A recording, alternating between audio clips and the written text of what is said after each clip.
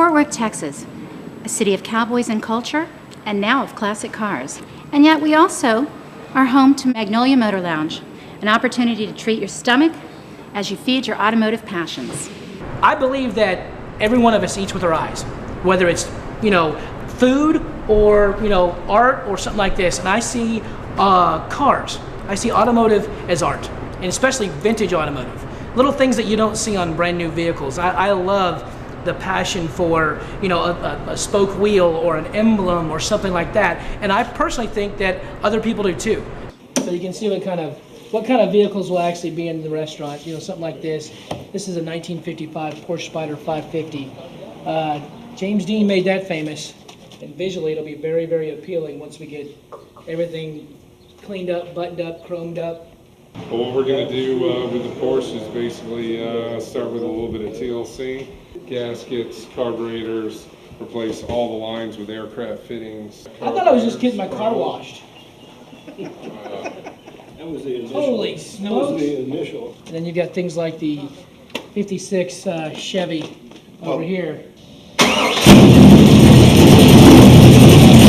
You don't have to search under the hood too far to find some high-octane food and some exciting things going on here at the Magnolia Motor Lounge. Everything's automotive themed.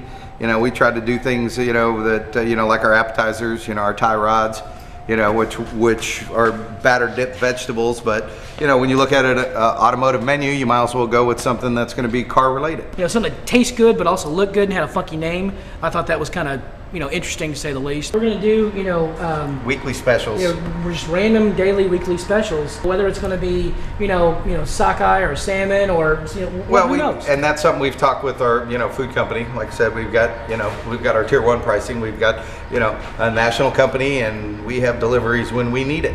We've actually hooked up with some local farmers to bring in organic vegetables. Things like that for appetizers, I think was just a complete opposite of some of the other foods that we're looking at, but better quality. Higher end. Very higher end compared to some of these individuals that are around here. Some of those restaurants you're going to go to, maybe once a month.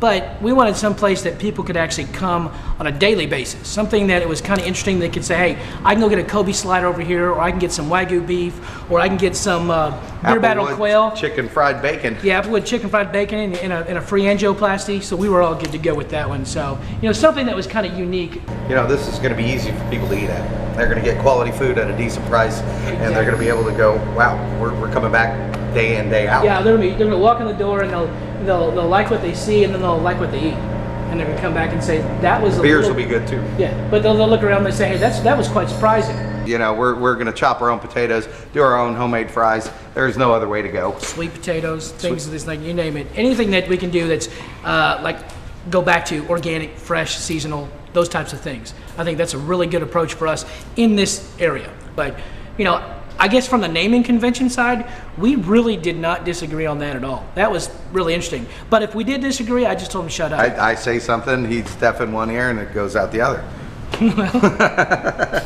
So it works out pretty good that way. I don't like you anymore. I know.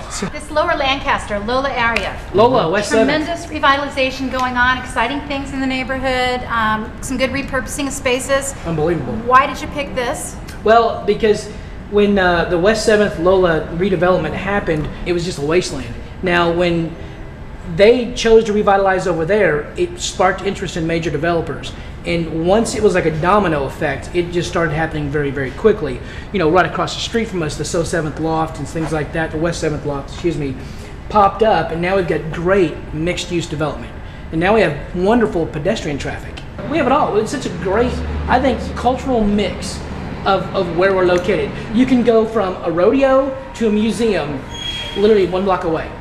Yeah, so 200 yards from every cowboy in the world over there at Will Rogers. Yeah, that Will Rogers, Amon Carter. I mean, it's just unbelievable. We have more hicks and highbrow. Let alone yuppies. Yeah. Old car guys and girls that come in here, it evokes a great childhood memory. Something that they truly like and they remember from, their father, their grandfather, or grandmother, and something like that. Every age has got their story of what they grew up in, or when they see a car like this. We're going to be able to get people in here like his friends, and then we'll be able to have my friends in here too. I take that as a shot, sir. See? I'm really not sure what that meant. What are my friends. Well, you know, you get your hoitier-toitiers, and then I got my, you know, back alley friends, so it works out good. We're gonna try to, you know, we're gonna try to get some bikers in here to an extent, but it's gonna be more car. Oh my Lord. You know, from the inspection nightmares that we've actually been going through, you know, we've definitely learned some lessons from them, and they have from us, because, you know, we're building everything above and beyond code right now, which is quite interesting. The original structure, we saved 1.5 walls.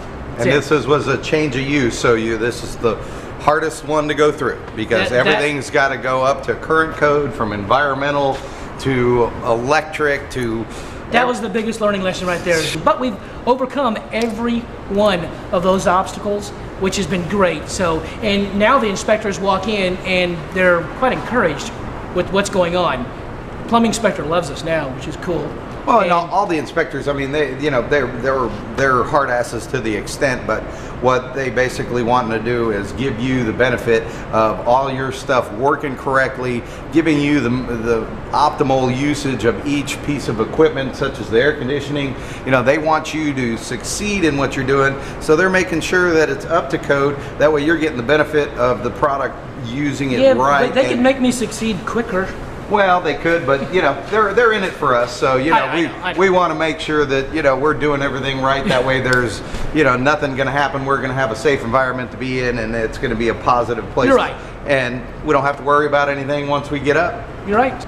This location, for the last 50 years, 50 or 60 years, has actually been a transmission shop. This was a nightmare when we walked in the door, so we've converted something that was just a neighborhood eyesore. And we thought, what a better way to preserve the history of it and have a vintage automotive lounge. This is a 1951 Ford F1 truck. We'll have a 42-inch TV in there. We're gonna have 10 beers coming out of this situation. We've got a chrome pipe that actually looks like an exhaust. So you'll have the taps coming out of that. And I think for the most part though, I don't think we've ever seen anything like this anywhere. No, and I think we're gonna kind of originate it. You're taking your beer order. You kind of walk back over here. Can you sit down? Yeah, I need a beer. You can sit down. Sit down. And then, you know, you come back over here in this situation. You kind of pull your tap and say, "Beer me." Beer you. There you go. I'm probably, as you can tell, I'm a Type A person, so I like things the way they are. You shut up. Zip it! Because I'm getting fired today.